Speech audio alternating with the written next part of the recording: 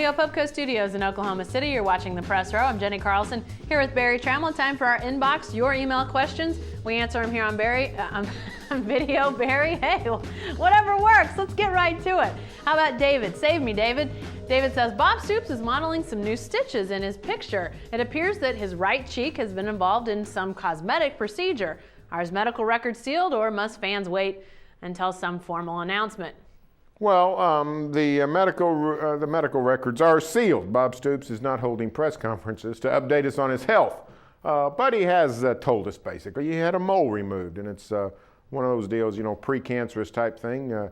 Dermatologists are always encouraging people to get their skin checked out. You know, some people remember Enos Seymour, the old longtime OU baseball coach, had skin cancer. Too many seasons in the sun standing there. So, you know, Bob Stoops has spent a lot of August days out on the practice field. So good for anybody to go get checked out with anything on your face or on your skin. And I think that's just what Bob did. And you know, the guys, his doctor said, hey, let's get this off before it needs to be cut off. A good reminder, exactly. A good reminder to us all. But I tell you what, I also think it's going to be interesting to see how that heals. Maybe Bob Stoops is going to get a little scar, get a little street cred from that. I don't know. What do you think? It's a pretty gnarly bit of stitches there, Barry. I don't know. I mean, would that help or hurt his sex appeal? I don't know. I don't know. You don't know? You know better than I do.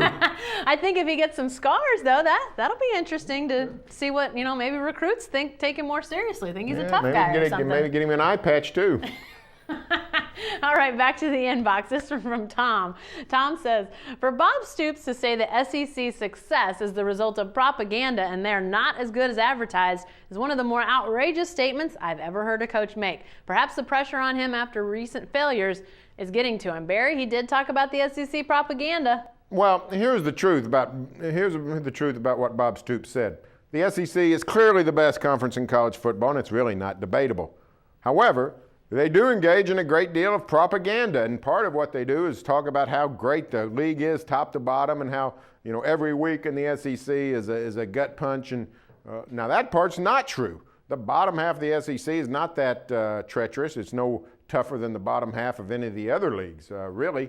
And the SEC has also adopted a scheduling format, gone to more teams, 14 teams, but stayed with the 8-game conference format, so that all kinds of good games are not being played. Last year, Georgia does not play LSU, Alabama, or Texas A&M. So from the other division. So Stoops is sort of right that there is a lot of propaganda going on. However, the propaganda is not that the SEC is not the best conference. Everybody knows that. Everybody accepts it. That's not going to change anytime soon. It's going to take multiple beatings of someone in the Big Bowl, somebody besides the SEC, to win national titles to change that. Definitely so. But what he said about the bottom half of the league, you can look at the numbers. They're right there. It shows that the bottom half of the SEC is not great. I think, one of those teams, Barry, was bowl eligible last year. Everybody else had a losing record. Well, the top 6 teams in the SEC went 30-0 against the other 8. So it shows you there's a pretty big divide. Yeah, they're eating their own. And I mean, I think that speaks to what Bob Stoops is talking about, that when you're talking about the Big 12, you've got practically everybody getting bowl eligible. When you talk about tough games week in and week out and everybody's playing each other, I think he's got a point there. But yeah, I don't think propaganda has led them to win, the last 7 now, right, national championships? Propaganda did not win 7 consecutive national championships. Back to the inbox. This one comes from Gene. Gene says, how does the Boz not get into the College Football Hall of Fame? Arguably the greatest linebacker in college football history and the only 2-time Butkus Award winner should be in. Teddy Bruschi over the Boz? You've got to be kidding. Has the Boz been blackballed? Well, to some degree, the answer is yes, and here's the reason. The Boz.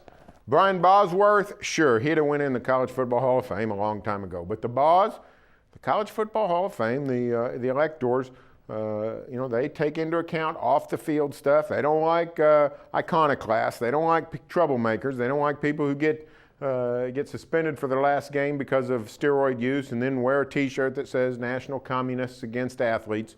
So, yes, the Boz has been blackballed. Now, I think as time goes on, it's going to lessen. Eventually, Brian Bosworth will be inducted. But the boss is paying for some of his past antics. Didn't we see some of this with Switzer too? I mean, the fact sure. that Switzer wasn't in the College Football Hall of Fame until a little bit later than a lot of people thought. I mean, you'd have thought he'd have been as early as he could have been elected, would have been in for what he did, national championship wise, win-loss wise. But he had some transgressions against him, and I think that the voters take that into account. So are they taking into that account with Brian Bosworth? Sure. He'll get in eventually, but it may take a little while. It may take some time for the Boz to disappear enough to make that happen. Back to the inbox for one more from Damon. Damon says, on the recent decision from the NCAA of not allowing the Big 12 to have a conference championship game with only 10 teams in the conference, do you think the Big 12 will expand back to 12 teams now? If not, do you think this will hurt them perception-wise in getting one or possibly two bids for the college football playoff? No, I don't think so. The only reason the Big 12 applied for the exception to have a title game is in case the new college football playoff format required a conference championship game, and the Big 12 wanted the option of, if it had to play a title game, of staying at 10 schools. Right now, there's no indication that the new Football 4 playoff will require a conference to have a conference title game. So I don't think expansion is on the table for the Big 12. I think they've looked at it and they said they like the way it is now.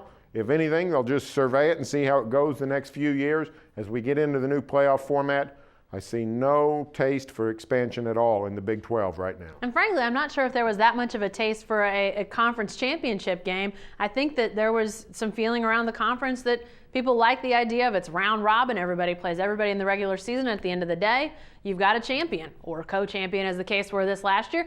I think that that's actually something that people tend to like. I think most, if you ask around the conference, coaches liked it, players liked it. I didn't hear anything against it. So frankly, I think there might have been lukewarm love for a conference championship game too. Yeah, nobody really wants one. No.